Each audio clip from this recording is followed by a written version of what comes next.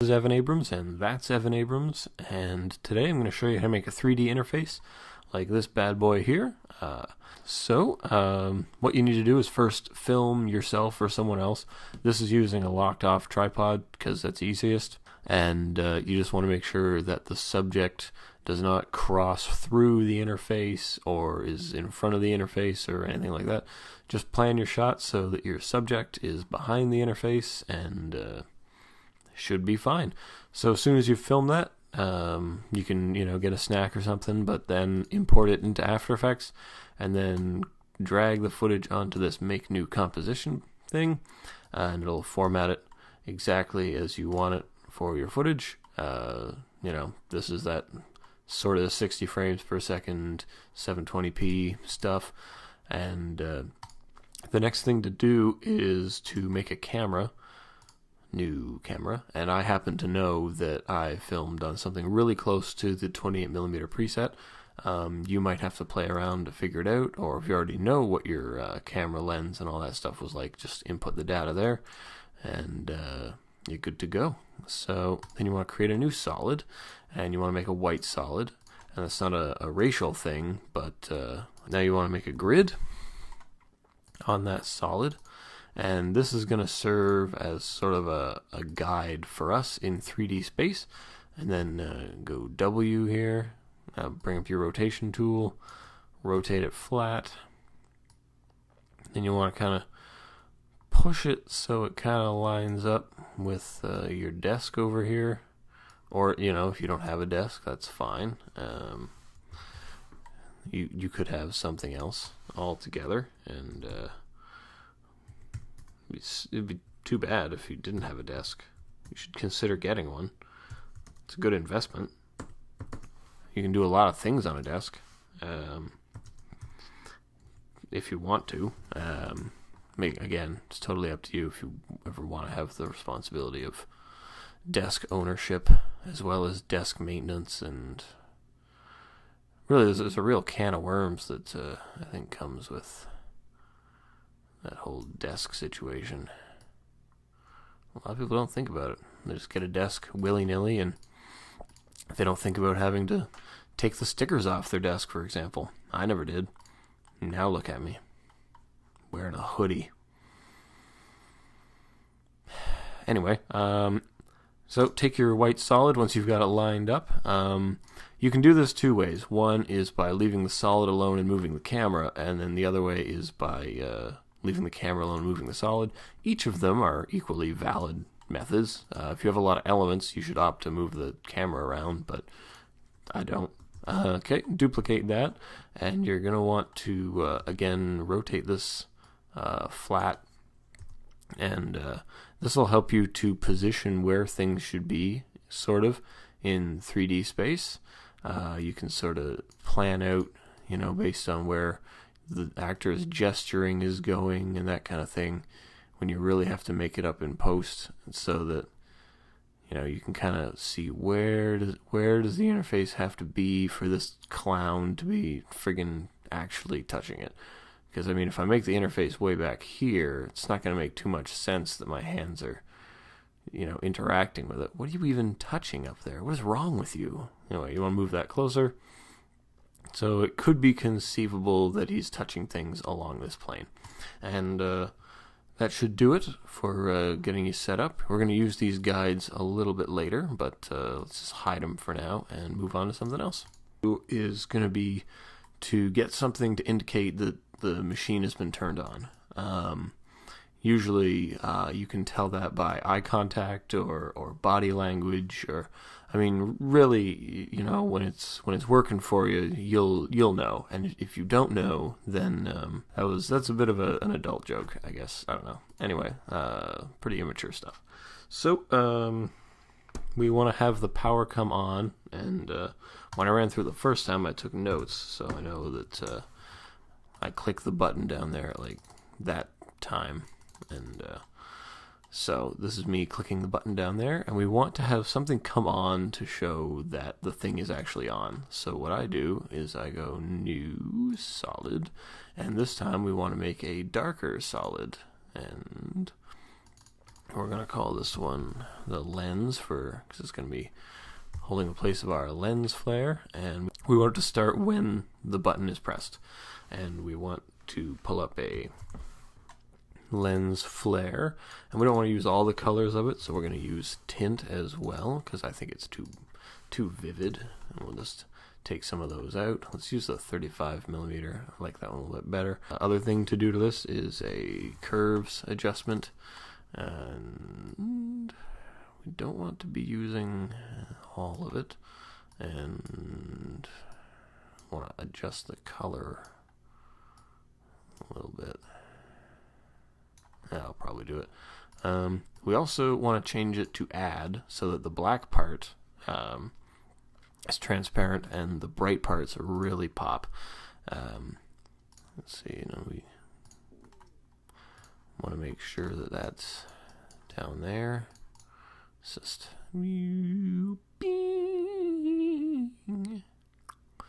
it's kind of like coming out of that. And because that doesn't make really any sense, let's go CC radial.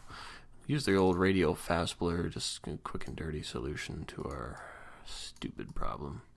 And just kind of like push that light up. As you can see, it's got, there we go. Kind of like that. That's looking good. And then we want to have the flare brightness change over time, and okay, so we want it to start off at 0 brightness, and then kind of power up to like 100% brightness, and then come down to like 75%, so it kind of like pops on like that. And we also want to just hold down Alt, click on this stopwatch here, and you'll be able to enter in an expression, and you would like to wiggle 15 times per second and 10 units.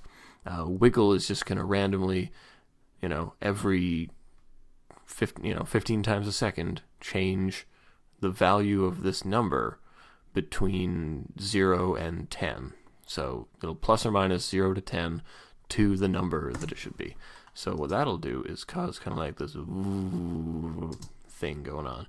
And that should do it for indicating that this is kind of on. Another thing that'll add some realism is if you make some like undulating light coming off of this. It's not totally necessary, but I did it over here. You can see kind of the difference, I suppose. How it kind of like pushes light at the thing. Those are done by taking just a black solid and by adding turbulent noise, changing this over time, using the radial blur, using curves to bring out other pieces. And then I rendered it out and brought it back in because this is really just a piece of crap for render speeds. The CC radial blur is a pain in your ass. If you can avoid using it at all costs, then you're going to be good. But at 60 frames a second, 720p, that's going to burn your render times constantly, just so you know. Anyway, more to the point, I use those, but I'm not really getting into too much. And that should be it for getting your power on going. Let's move on. Let's get into the meat and potatoes of it, as they say, warm-up's over, let's play some ball. I'm going to try to make a lot fewer metaphors that really sound like homoerotic sports metaphors or food. Okay, so what we want to do is we want to go ahead and we want to make new text. We want to write loading, because for some reason loading screens have a desperate need to tell us that they're loading screens, and because we can't figure it out by the incessantly unmoving bar. Take the loading screen and solo it, because we don't want to touch anything else while we're using it. Let's go ahead and make some other elements around it. I made a circular loading bar before, so might as well keep a good thing going and do that again. Let's see, so basically we're going to make an ellipse, and we want that ellipse to be dead center. We want that ellipse path to be, just outside of this. Let's bring that stroke down to like a 2. Is that what I'm into? Let's see, let's make that a little bit, make that like 500 even. That's pretty good. We want that to kind of animate on, so let's have it, let's use the trim paths to animate it on by animating the end of it.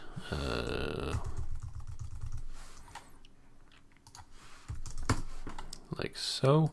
So it animates on. So we're going to want to zoom in quite a bit here on the keyframes. I think 1 second is enough. 1 Mississippi, really. Okay, that's good. So that comes on. Actually, let's have its rotation change as well as it comes on, kind of. Yeah, that's pretty good. Let's duplicate it, and this will form the inner ring. Therefore, this is the ring out. And the thing about this that we need to change is its size. Let's just ramp that up a little bit like so. That's pretty good. So we've got those animating on. That's looking pretty high quality. Let's take these and let's go ahead and layer pre-compose them into our loading screen. That's good. And while we're out here, let's look at our vertical thing here, our vertical guidelines. Let's go to its position and rotation, copy those, and paste them. No, sorry, make this 3D, paste them to that, and then rotate this around accordingly, and move it into whereabouts it's going to go. When moving things in 3D, if you use the arrows, if you hover over them and you see that letter comes up, that means you're only moving it on that axis. Very good for control. And that'll do. Okay, let's go back in and edit this bad boy. So we've got it coming on. Maybe we want to have the loading thing come on with like a linear wipe. Let's do that. Let's see, let's have it start it here, and then take 1 second to come all the way on. How's that? Okay. I'm going to change that direction to something a little bit more interesting. Yeah, that's interesting enough. In my example, I do a whole lot of stuff going on, but let's try to keep it basic for the tutorial. You can add on it if you want. You know, it's really up to you. Okay, let's make a new rectangle. Doesn't have to be perfect because I go in and edit most of these details later. We don't want any of that. That's fine. We would like a fill. We would like the fill to be white, of course. And let's see. It's gonna be about 40. I think this is gonna be about 5. I think probably a bit larger. Position good. This is transform position. None. Okay.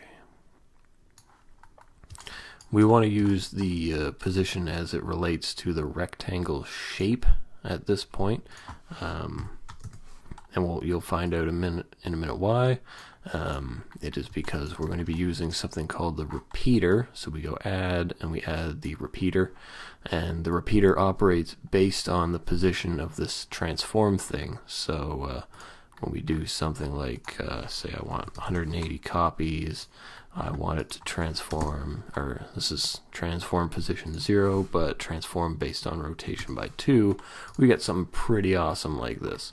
And so everything's loaded up, things are loading, it's come together. That's good for this layer. That's where this layer can start.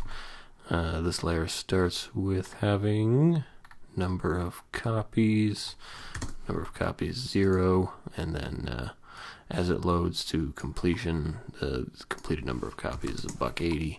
And I don't know if that's a Canadian expression saying that, but I say it all the time. So that's good. It's going to load up all the way. Once it's done loading, then we're going to need it to, let's use the scale. Actually, let's use everybody's scale and opacity at this point. Click them all on, and then At this point, some people's scale is going to be up. And let's make this small and go away. Let's make this one smallest and go away. And let's make this one larger and go away. And for this one here, let's just use its old linear wipe to get rid of it. We've already used it once, so why not? And whoop, gone. So it's going to complete, and something like that, eh? That's pretty good. You want to select everything, hit U to bring it all up, and as a general rule, I like to easy ease pretty much anything, unless I'm doing something really temporally specific, which is rare that I would be doing that. Alright, that's pretty good.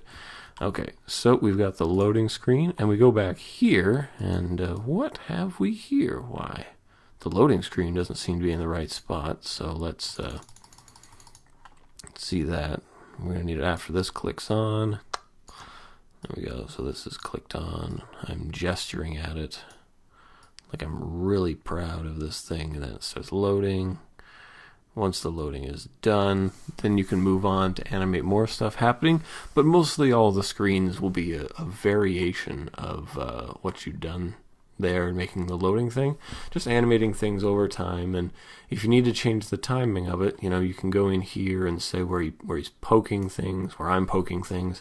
You just double click on this, and then you're inside this timeline at the appropriate place to start adding those poking stuff and all that good stuff.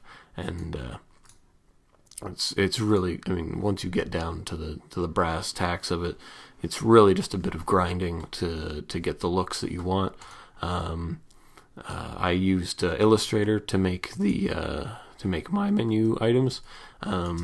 Here you'll see this is some footage of the game from TV. Is this ESPN's coverage? I don't even know.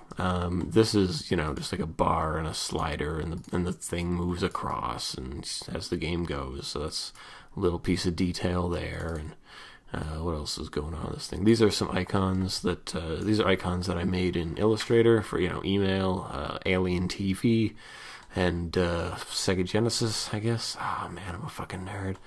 I had Sega Genesis growing up. If you did too, then you're one of me. Smart people. That's what those are. They kind of animate as they're being touched and stuff. So like for this one, when the game is selected, let's go to where that is. See, I kind of have it highlight. So if we go from this to here, you can see, my finger's touching it. And then I would go into this, alter it there, boom, it's glowing. So other points are that to make this effect more interesting and relevant, and make it really blend, you want to link its opacity with the brightness of the flare that we did before. So now as this flickers, so flickers this layer here, because this obviously is projecting that, duh. And you want to switch this to add as well, so you have some blending.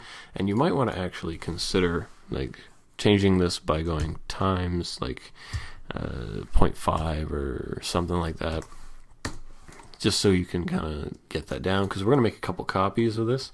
For this one, we're going to just fast blur it a little bit, just because we don't want it to be perfect, and we want to we want it to be blurry, we want it to be kind of jumpy. So let's make layer new null object. Let's affect the position of this null object to wiggle, and we want it to wiggle 30 times a second and wiggle 0.5 pixels 30 times a second. So it's kind of like bouncing around a little bit, and we're going to just parent this to that, and that should be fine. So that it's moving just a little bit, just that perceivable little zzz that it's doing. And then take this, let's duplicate it, and we're going to crank this up to like 25 to get that going on. So it's got kind of like a glow about it. So it's not, we want to avoid having things that are perfect, basically. And, that's because, I'm sure I couldn't afford like the, iInterface 5 or whatever the hell this thing is. So, it stands to reason that I would have pretty crappy things here. So let's duplicate that again. Let's move it back. No, sorry. Let's move it on using the Z here, just a little bit in Z space. Scale it down a bit, and just kind of position it between the projector and the final spot where that would be, just so that it's kind of like, the projector is projecting that shadow image kind of. And, maybe tone this down a little bit, like maybe it's like 0.1 or something, just so it's kind of like, it just has that perceivable like ghost image, because again, probably some crappy technology going into it, and that kind of thing. And that's about it for making the interface. And the big thing is going to be interacting with it and getting your timing down. So when I'm poking it like this, I want to go in here and make sure that there's something that's going to react to that sort of thing. The way I did it here in the menu system was to make sure that something is highlighting, or something is jumping like this, like it's been clicked on, and that's really what's going to sell that it's being interacted with. And if you want to go that extra mile, the things that I didn't do and that I probably should have is apply a depth mat to this to put the further parts out of focus, to match the grain in some patches to grain over this, so that fits. But overall, it's okay. The final product came out all right. After the vignetting and, of course, the color correction, which really makes everything look cartoony, and I start to wonder if my office doesn't have too many colors but not enough colors in it, or whatever the hell. Half of the office is taken up by free weights, so what do I care? Anyway, that's pretty much the tutorial. If you have any questions, leave them in the comments below. I'd love to see what you guys come up with. I'd love to see the creative and interesting things that come up as a response to my tutorials. I really love helping you guys out, and helping anybody who needs a leg up on these things, or is just having a hard time, or is getting started, because we all start as a beginner at some point. At some point in our lives, there was a thing you couldn't do. There were some things I couldn't do, and we get past them, and we work hard, and then you're able to do things. So don't ever feel discouraged, or don't ever feel like, oh, my stuff's not good enough, or whatever. You will get there. I guarantee you, with hard work, and you just keep at it, you'll get there. And that's my inspirational message for the day. So hope you have a good time. Leave me a comment if you have questions, and you can just say, hey, Evan, this tutorial sucks, in the comments too. Those are fine. And I'll see you with the next one, and hope you all had a good time.